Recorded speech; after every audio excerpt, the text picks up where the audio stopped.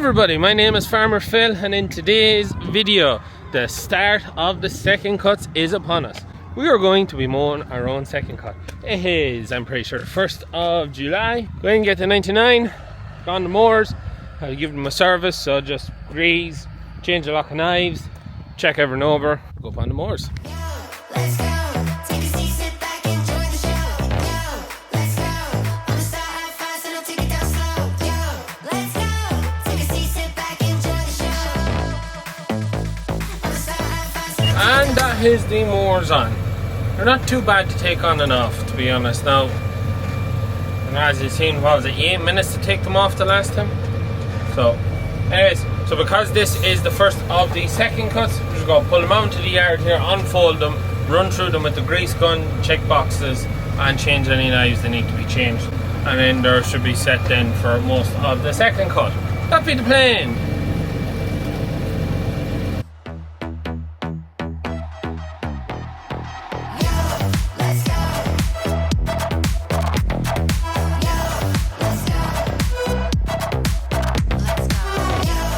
The knives changed and they're greased up, so I have two made change, turned around a few, so just to show you, there's one that more or less have both sides wore off, and then I had a couple then that are bent up on one side, so that hedge is gone. When you turn around to use it the other way, it's bent down, hits the bed, so you gotta take them off. So yeah, so it's not too bad. So they're the new knives, you can see, so you have lefts and rights, and when you wear one side off, you can turn it around, wear the other side off, so you get two sets of going. This tool here changes them. So just to show, put in underneath here, and then there's a spring which holds the knife up. You want to show something? The wee spring plate underneath that which holds up the knife on the bolt there, and you just bend it down, and then you pull off your knife, put the next one that back up. A lot easier than the John Deere which is sitting there. The John Deere's bolts, when you go changing them, it's fun. And then also if you went through a phase of reusing the bolts, it also becomes very fun, because then you end up with the bolts that's holding on the knives being wore and being an absolute pig to change, because sometimes they will not come off. So, anyways, that's us ready to rock and roll now. Trying to lock a diesel. We'll be on to the big field and we get knocking. So we've just pulled into the big field, and we've pulled in at the other gate at the other end of the field. This is where tractors drove in last year for the tractor run. And the far gate is up there. I want to do it a wee bit different, you know, make the video different. We'll start at a different gate, but just to show you the upper middle bottoms, which is one we received last year, and the bridge field, which is that dot there and that dot there. Or sorry, no, that's actually the stony field. That's the upper middle, that's the bridge. Them two start points are closer to me than the other side of the 38 acre field. That's just scale, that's all. Show you what the grass is like here now. It is in right order. It has been 6 weeks more or less since we caught it. And it's in good order. The only thing, and you will see and see here, there's a quite a bit of dock. This side of the field more so than the far side. So when we cut this and it comes again, we'll probably hit it with a bit of spray just to kill them docks. It's in good order, so we're going to get it knocked and then make the bales and then get ready for third cut. That be the plan. Working 3 cuts a year is working far better for us than 2, because there's just more quantity of grass, because we got caught that 1 year with not enough silage. Now we are selling a lot of silage now, but we had 1 year where we just didn't have enough. And going to 3 cuts make a huge difference. We've also went up a lot of acres too since then. See, how long did it take me the last time I mowed it? 2 hours 35 minutes. How long did it take me to mow it on the second cut last year? 2 hours 17. So can we beat 2:17? Right, we'll get these down. We'll make a start. And we are mowing. So skinning off the back sward there now. Right crop of grass out here now, just on the third round of the field. Oh, bulking up nicely. It's only 6 weeks since we caught it. And great crop of grass. Super bit of growth, so there is. Super bit of growth. Happy days.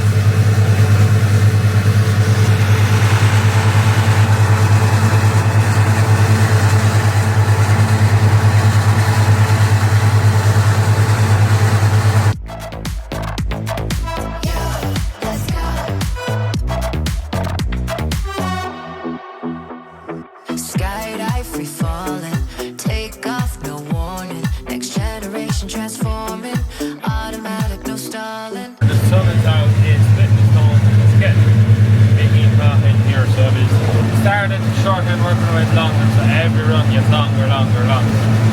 So the pair of lads, Brendan and Eric, are away at Surrey. When they get back on the tether, coming out here to shake this out, and our plan is to start baling this tomorrow. So hopefully we get, hopefully we can keep on the good drying, give it a nice mess, and we can get it tossed out and wilted well with the tether. It just helps it dry out a bit, because it's very fresh, it's very green, it's rocked a few silage kind of down. Maybe a little bit stemmier than that, but to have that just a sweet spot between bulk and quality. So we're flying along here, we're doing 10.5 kilometers an hour, we're going well, so we just keep going. And if you're wondering why we baling this, well, we have the guts of 400 or 500 bales sold to customers. So our plan was, as you know, from the first cut with the second cut we were going to bale, and the third cut we were going to be kept.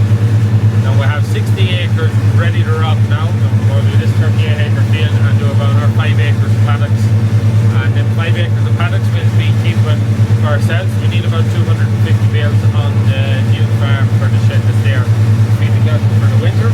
This big field should yield 38 acres, somewhere around 250 to 300 bales, and we get them through and delivered to customers while we're at it. So it's going to be a busy few days just at that. We want our customer for bale, and that's why we're kind of pushing on to do this now. There's not a lot else on. Next week we'll be starting second cut pits for other customers. So just kind of get this done while we're in between. The other 22 acres that has to be done, we'll keep stabbing away at that. And me or the man, fill the pit beyond it, and then Turco would go into our own pit as it lifted with precision chopped on bale, and hopefully we'll have enough. I am a little bit, I'd like to put some of the second cut into the pit just to be able to say, right, I know I have enough. It has me a little bit nervous, but we should be fine. We've a lot of ground for grass, and we've a lot of paddocks coming there as well. So we're 60 acres now, and there are 72 acres before, so there's about 140 acres ish of silage crop. So I don't think we'll do too bad. We'll get 3 cuts off the 60 acres that we're doing now, and we'll only get 2 cuts off the 72. And that's just the downside of the hay. You just can't get 3 cuts with hay. Maybe we will. You never know what the rest of the year is going to bring, but it just reduces the likelihood of getting 3 cuts. So it is, like, just for silage more than hay. Less stressful too.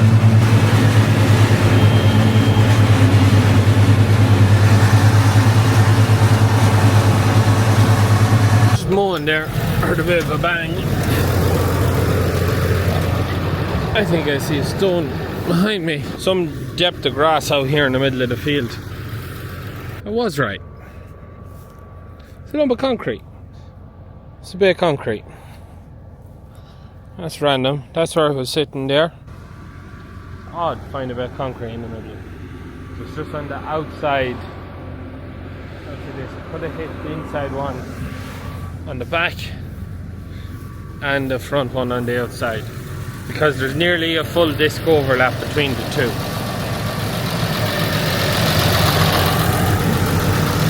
It allows you to do a bit of turning. Not a lot of turning, but you can turn and have enough of an overlap not to leave the mohawk. That's fine. Check the front. And that's fine, yeah. Odd. Any harm? Let's get back to it. And that is us done. Not only have it done, and I had to stop, remember, to pick up the stone if the camera wants to look at it. Well, stone, bit of concrete. We've it done 2 hours 13 minutes. So we've done 4 minutes faster than last year. Hopefully some of them will be up to toss this out soon, because the sun is splitting the stones there to be a good wilt on. Good chance to get it shook out. We'll start baling tomorrow, sometime around 11ish, I'd imagine, give it a chance to kind of dry off. Hopefully it's not too bad. It shouldn't be too bad. The weather's just not in it to leave it down for long. So, and then the length of time it's going to take to draw the bales is also another big consideration. So, but anyways, we'll film when we get baling, and it's going to be some footage now when we're nearly finished this field. You see all them black dots across it from the drone. That's going to be good. Anyways, that is us.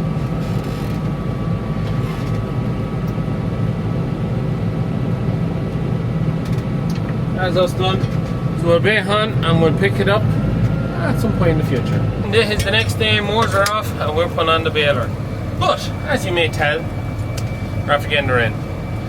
There was a 20% chance of 2 mil at this moment in time, and I'd say it could go 5 mile that way, see no rain, and 5 mile that way and seeing a lot more rain. And we got it. That was a lovely sun split and the stones roasting morning. There was a good wilt drop on it, and we just started rowing to try and get a bit of a wilt under the rows. We got the rain. So it's probably going to roll into after dinner now before we start baling to give it a chance. We'll get all baled today. Might just have to push on, because not alone have we the 38 acres, but I decided, we hadn't enough to do, and I'm out another 5 acres of paddocks. Yeah, they're for going into the pit in the new farm for feeding them. But anyways, and next on the agenda, let's go look at the Carabao. So drum roll please, and let's see who was right. And here we have it, the Carabao, a Volkswagen Vento. And it's not just a Vento, it's a Vento Atlantic, which is just the trim level. So it has smoke fog lights, it has a deeper back bumper, it has a lot of extras, electric windows, all that stuff. Doesn't have a sunroof. So this is what I've bought. So congratulations to anyone who got it right. For some reason everyone seemed to think I was buying a Ford Sierra or Cosworth or that. Yeah, no, I'm not that well off. You will notice there's trim and stuff missing. Now, will it fit in the shed? No, it won't. It's 2 foot too long. Plenty got put in the shed, so now I don't really have anywhere to put it. So I just parked it here under the canopy in front of Fusion. Now when I take the Fusion out, I run it into the back of that shed, and it'll stay there till we need that shed. This is a winter's project, so I don't really have time to go at it now, but the plan is strip it down. I'll show you more about it later. Just don't really have time to go through it all, but all the bits, all the trim bits they're missing are all inside the car. And it was someone else's project that from 13 odd years ago, resprayed it, done a bit of welding, undersealed it, stuff like that, and just didn't get it finished. I'm well happy. I think it'll look well now beside the 3690 when it's done. But yeah, that's what I bought. So why did I buy a Volkswagen Vento? Well, when Sam was over last weekend, he had an old 90s Passat, and it just got me thinking of back in the day when we used to have, when my grandfather had an old green Vento. I just had a bit of a hankering after one, and I found one, and I done it. So anyways, it starts and runs. It was not tested or anything. It's an east finishing, so we'll just move it, drive it out of the way, we get the Fusion on, and we'll be ready for whenever this couple of mil of rain dries off. So we've just loaded up with wrap, because we have any amount of wrap, as you can see. We have a lot of butts and rolls too to use up, and a couple of customers leaving me the butts to be used. We also have the yellow wrap in as well. The yellow wrap is for childhood cancer charities. €4 off every roll. It's going, if you want to learn more, leave a link in the description down below for the stockist of it. It's wrapped in yellow for childhood cancer. We have the last of the rolls there, and we have a couple of customers who want the multicoloured bales in the theory that it keeps the birds away. And also the bit we're doing for ourselves, I want to do it for the same reason. Just kind of have to wait for it to dry, so it'll probably be after dinner before we get going. We'll be ready. What? We'll be ready. We'll be ready. We've had another shower, and not just a small shower, we've had a miller of a shower. It's supposed to dry up for the evening, and even at that I can see 2 more black clouds there, so we could even see more rain. It's been a while since we got caught out on our own silage.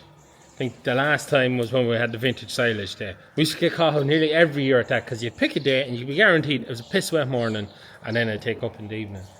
But yeah, it's frustrating now, because we should be baling But that first shower that fell wasn't too bad. That had to dry it off, we'd have got going. That shower was heavy. That shower was too heavy. And the forecast is not over hectic, so it's not a thing of, oh, we'll just leave it down till tomorrow. Tomorrow, it's another 2 mil of rain. Then the next day is a full wet day. So, yeah. And tomorrow, this evening is supposed to blow up into a good evening. Tomorrow is just supposed to be a dull day by the forecast. When we caught it, it was given today good, and tomorrow is supposed to be good. And then it just changed, and it's changed, and it's going to be even worse than what was forecast. Frustrating. Also, if you're wondering why is the crush there sitting out, the weigh cells on it have given up, so we had to take it out and send them off to see can they be fixed or sorted or whatever. So that's why that's sitting out from the crush. Yeah, it's frustrating because even if we do decide, right, we'll go this evening, which we probably will have to because there's no other weather, we're probably going to have to work on late because 300 bales, that's a lot of bales. It's a lot of time baling. If we don't get started till 2-3 o'clock, if we make 40 bales an hour, that's 9 hours. That's about 1 o'clock in the morning. And that's just that bit. Never mind the other bit I mowed as well for me sins. So I had enough to do. Oh, it's frustrating. We have the Tethering just had the dinner there. And with the rain that's fallen, we think the best solution is to go shake it out again. It'll fluff up the roads, shake out some of the water, and it should let the bit of a breeze and the sun that's gone behind the clouds now get in at it a bit. Although look at another rain cloud down there. Oh God, it's been so long since we got caught. What can you do? Keep going, not dance. Anyways, Ro would not turn it, so I said, here, you go help Daddy then, and I will go turn it. So that's just how it is. So we'll go turn it. All going to plan in maybe 2 hours we might start baling. Gonna have to wait and see what we do. And we're just in the field. So the sun is splitting the stones there, so hopefully it can split this grass up. The camera never looks down we want it to. That's actually the very top of the grass is actually dried off, not too bad. Turn it over. That's all wet. We get it shook. But the one thing, you throw her tether. Don't be too long getting through it. That's the best thing. That's what the road looks like. Now we are just in the first gate, so it wouldn't be the heaviest part of the field.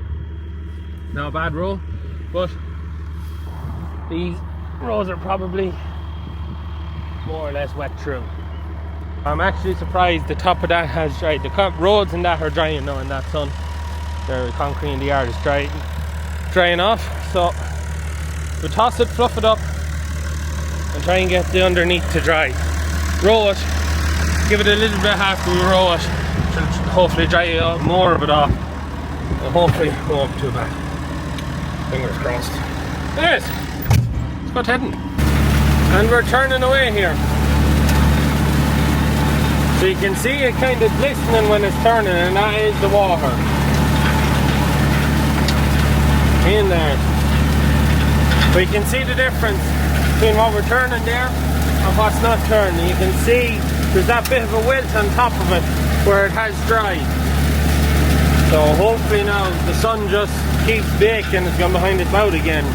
But if it comes out, we get a good bit of baking on. But it mightn't be too bad. I'm fast 'cause I floor it, turn it up until it's distorted. They stop and look when I walk in. Pick it up, then we take it down low. Pick it up. I'm hoping the wind is going that way, not this way towards me. I would say it's quite possible it's raining that end of the field. It's not this end, and we also have rain that side of it. And that cloud has moved that way.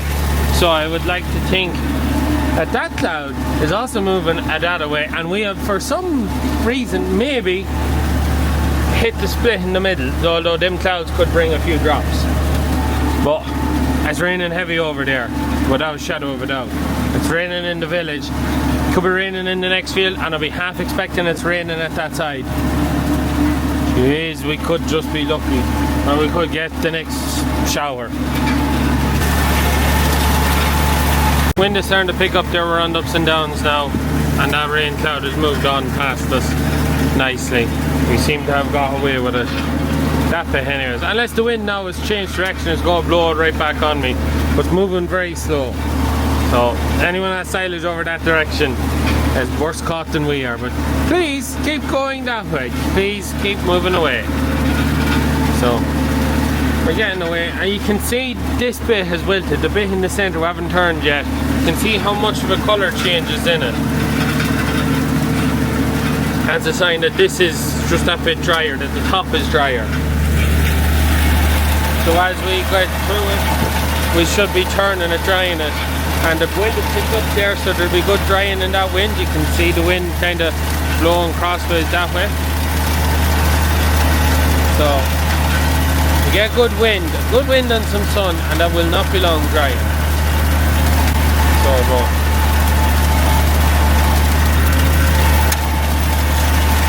And if you're wondering, yes, we leave it on the ground when we turn. So it doesn't do any lumping or nothing. Good old feather. Liv is just here to go edit this video, and we're going to pick it up on Sunday with how we get on and how long it takes us to draw the bales. Bro's just starting to roll. It's been an hour since I started to TED, and I leave it an hour before I start baling. That's my plan anyways. But yeah, it's fresh. That rain just made a hoover over. Huh? The sky? Yeah, it's going that way. You want to look that direction, that's what's coming. So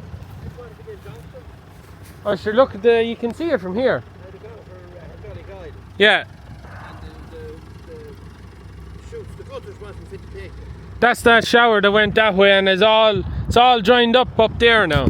That's why I shook out. Still not great now. We'll give it an hour after Eric starts, and then we'll start baling, and I'll try and keep ahead of him. So yeah. Yeah, well, we'll wait an hour till he gets ahead of me, and I'll bale them two swarts last.